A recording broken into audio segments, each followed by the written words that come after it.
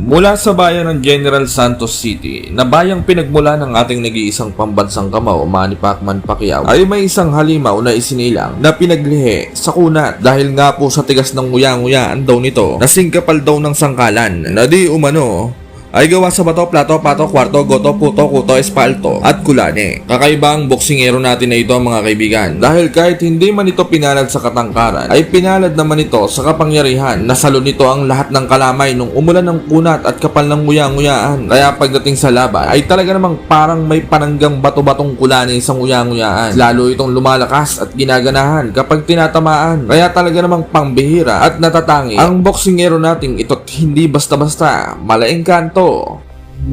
Tulad nga din po ng ating nag-iisang pambansang kamao, Manny Pacman Pacquiao mga kaibigan, ay nanggaling din ito sa matinding kahirapan at talaga namang lalong nakapagpalakas dito. Puro pitas na gulay ang ulam nito at sariwang mga prutas, bugbog ang mga trabaho na daig pa ang kalabaw sa bigat ng gawain. Kaya talaga namang napakalakas at napakatibay ng pangangatawan. Ngunit sa kabila nga po ng kapangyarihan taglay ng ating halimaw mga kaibigan, ay may isa nga pong kampon ng mga Inoue ang talaga namang nang maliit sa maliit nating kababayan. Inakala nito na easy fight lamang ang Pinoy dahil sa sobrang liit nga lamang po nito. Kaya dagli-daglian nila itong hinamon at nang pumalag ay kinasagad ng kanilang kampo ang laban at kumpiyansang-kumpiyansa ang kampo nila. Natatalunin nila ng walang kahirap-hirap ang ating bidang kababayan. Ngunit hindi rin naman po natin may pagkakaila ang talento ng Hapon na ito mga kaibigan dahil may kabigatan at talaga namang may diin din ang mga kamao nito sa laban. Sa katunayan nga po niyan mga kaibigan, sa kanyang naging amateur career nga po sa boxing ay nakapagtala lang naman po ito ng katakot-takot na 123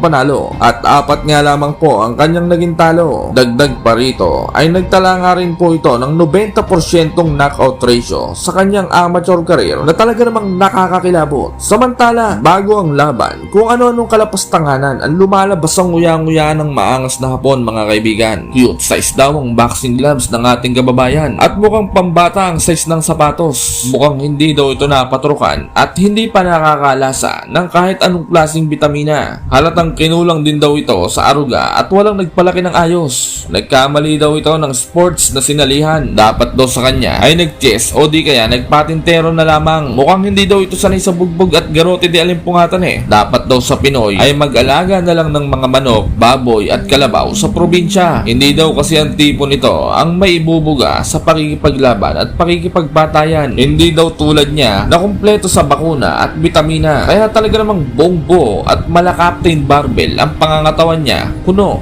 sinabi rin nito na siya na daw ang susunod na Naoya Inoue ng Japanese Boxing Society. Gugulantangin niya daw ang mundo ng boxing. Papabulagtain niya daw ang Pinoy sa ibabaw ng lona hanggang mamilipe at magsabing sumusuko na ito sa laban. Binueltahan naman ito ng Pinoy at sinabing may bakuna siya sa ketong, bulutong, balatong, kurikong, ulupong, jampong, tumbong, pagong at kangkong na may bagoong. Ginagawang candy lang din daw niya ang vitamins dahil kahit magtulong-tulong pa daw ang ubong kabayo, sipon, COVID at trangkaso ay hindi daw ito uubra sa kanya dahil sa sobrang lakas daw ng kanyang resistensya at pangangatawan. Iyayabang pa daw niya ang mga bakuna at vitamins na iniinom niya eh. Kahit wala daw siya nun eh, makapangyarihan siya. At pagpapatunay nga lang daw po ito na siya ang tunay na mahinang nilalang at kailangan pa niya ng bitamina upang lumakas ang kanyang katawan. Kasabay ng pamamasada ng unggoy para sa kanyang pamilya, ika-13 ng Mayo taong 2023, tuluyan ng naigasa ang laban ng Vince Paras alias J. Vince kontra sa Hapon na si Ayumu Hanada alias Longnose at Vice Grip na tirador ng sinarsyadong Salagubang. May malinis na kartada ang Hapon na 13 panalo, 11 ay tinapos sa pamamagitan ng knockout at walang bahid ng anumang talo. Samantalang ang Pinoy naman ay may 15 panalo, 10 ay tinapos sa pamamagitan ng knockout at 1 talo lamang. Ginanap ang kanilang laban sa Okada Manila Hotel and Casino, Parañaque City. Undercard dito sa laban ng John Riel Cuadro Alas, Angas ng Pinas Casimero at Pilipos Ngitong Buha. Unang round, dinadaan sa haba ng Hapon ang laban. Ngunit mahahalatang hindi ito tumatalab sa malamarmol na panga ng Pinoy. Walang calcium.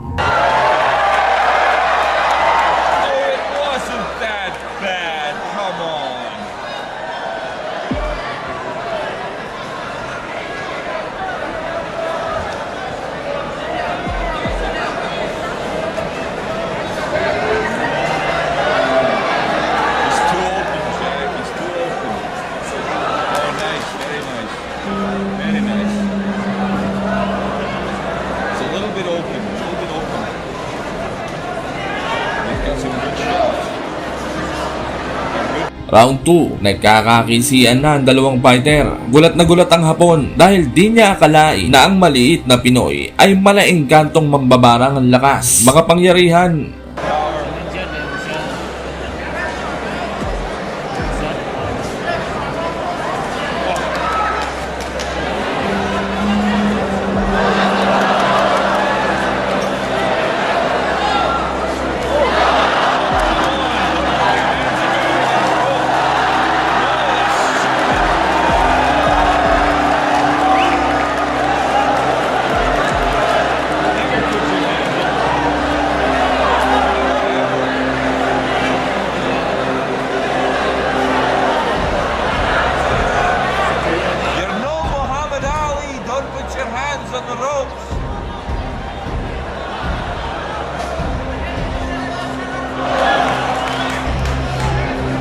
Round 3, binibira ng Pinoy ang Hapon at talaga namang nagkakasabayan. Ang tapang din ng Haponeo, malautangerong siya pa ang galit kapag sinisingil.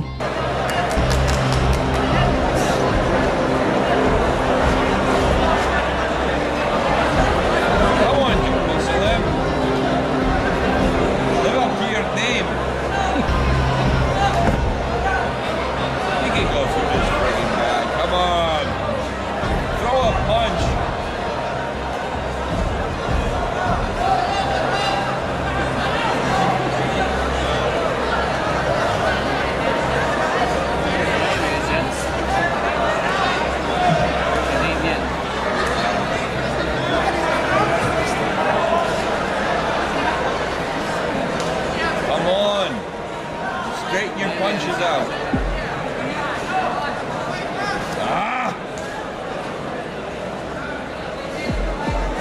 The roundabout way is no good. Punch straight. It's gonna lose.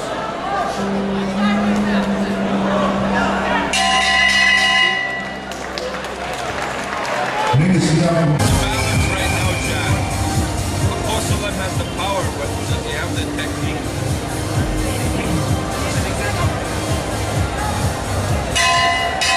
He's a good-looking lad. He's a good-looking lad. Jack, get this guy some good management, will you? Look at this. Look at this.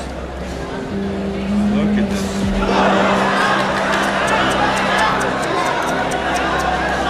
See? Boxer against the fighter.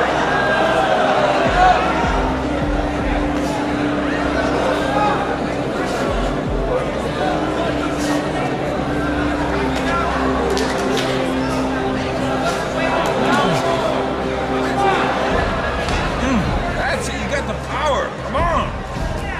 Come on. Give him your power.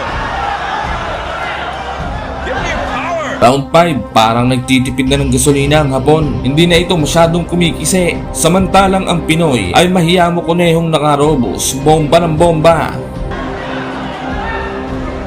You have the power. No boxing, fighting.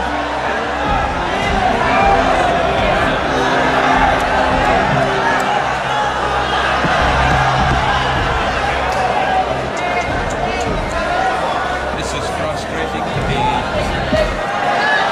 Frustrating. The best man is not going to win this fight. Come on, hit him!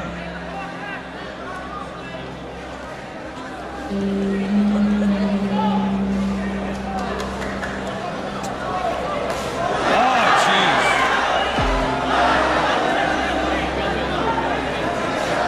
He's taking too many punches for the good punches he's getting out. He needs a better trainer. He needs to switch trainers. I like it. He's strong and he's got a heart. He's got a heart. Come on. What, Mom? What'd you say, Mom?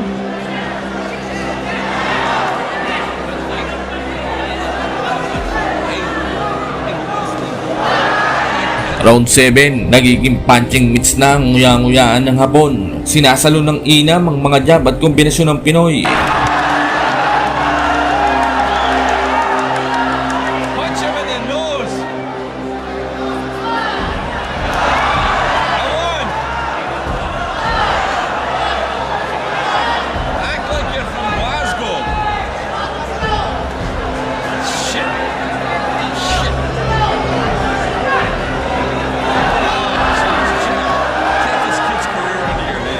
Final round, binubuhos na ng Hapon ang itinagong gasolina. Samantalang ang Pinoy, napakatibay pa rin, malarobot. Oh, bullshit. Come on, Uncle Salam, he's ready for you. You gotta land the punch, baby.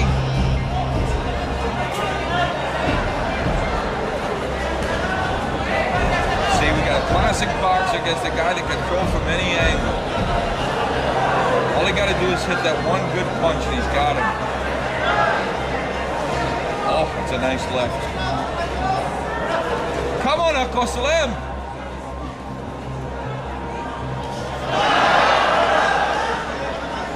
He looks good. Oh, he looks much better than before. Samantala, itinanghal na panalo ang ating kababayan at napayakap ito sa kababayan ng Hapon na chicks na animoy gusto rin itong kalabanin ng banayad at dahan-dahan.